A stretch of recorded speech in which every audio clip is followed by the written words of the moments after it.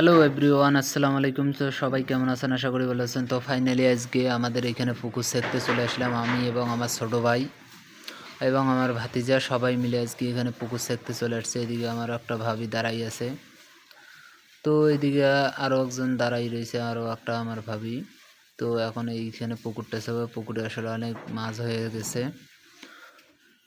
তো এখন মোটর ও ঠিক করতেছে। দেখেন এখানে বারবার মোটর খুলে যাইতেছিল, তো মোটরের পাইপটাও ভালো মতন ওরে বাঁধতে বলতেছি, যাতে বারবার মোটরটা আসলে ঠিক করা লাগে না। এই জন্য আমি তো এইদিকে আবার ভিডিও করা নিয়ে ব্যস্ত। তারপর আমরা অনেক কষ্টের পর মোটরটা আসলে চালু দিলাম। এখন দেখি পানি যাইতেছে, প্রায় 3 ঘন্টার মতন এখানে পানি সেঁকতে লাগছে।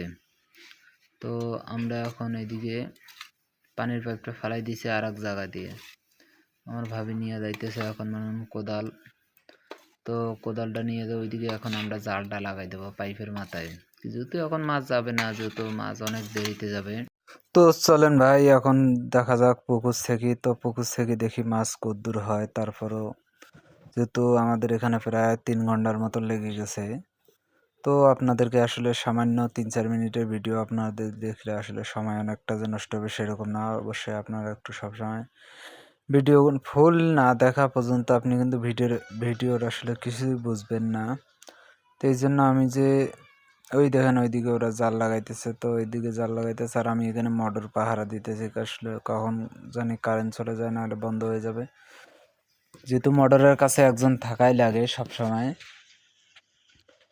তো এখন এইদিকে আমি এখানে এখন পুকুর পাড়ে বসে আছি, আর আমার ভাই সব ও শুধু আপ ডাউন করতেছে।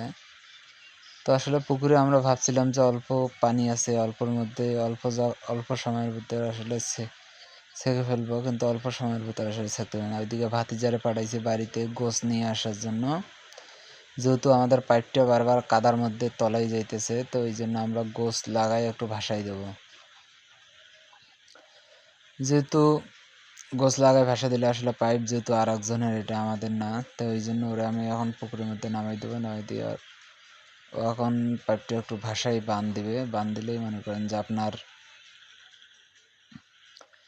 পাইপটা নিচে ডেবে যাবে না। ডেবে না গেলে কোনো সমস্যা নেই, কারণ ডেবে দেওয়া হলে পাইপটা যদি ভেঙে যায় তো পুরোটাই আবার ওদেরকে টাকা দেওয়া লাগবে পাইপের। তো আমরা ওই কাজ করবো না, যেহেতু আমাদের বাঁশ আছে, বাঁশ আমরা এখানে গোছ গাড়ি দেবো।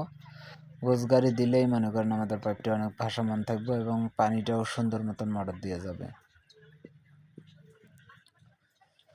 তো ভাই আসলে একটা কথা না বললে নয়, সেটা হলো এখানে মাছ মারতে গিয়ে ভাই অনেক সময় গেছে। তারপরে সেটা যেহেতু কারেন্টটা আপনাদের বাড়ি থেকে নিয়ে আসছি, দেখেন গাছের সঙ্গে আমি তার লাগাই রাখছি।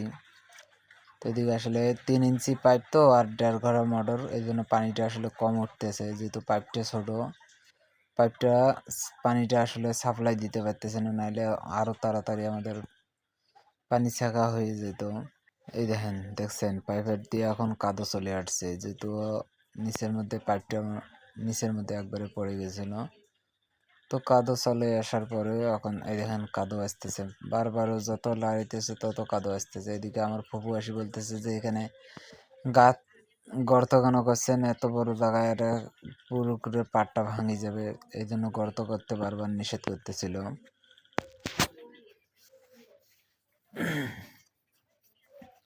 তো নিষেধ করার পরও যেহেতু আমি বললাম যে আর অল্প কিছুক্ষণ আছে, তো ফাইনালি চলেন এখন মাছ কতটুক পাইলাম আপনাদেরকে দেখে। আমরা যেহেতু ভাগ করে ফেলছি, আরও এখানে মাঝে একটা ভিডিও ছিল, ভিডিওটা আসলে হারিয়ে গিয়েছে, এই জন্য আপনাদেরকে দেখাতে পারিনি যে মাছ কতটুক পাইলাম।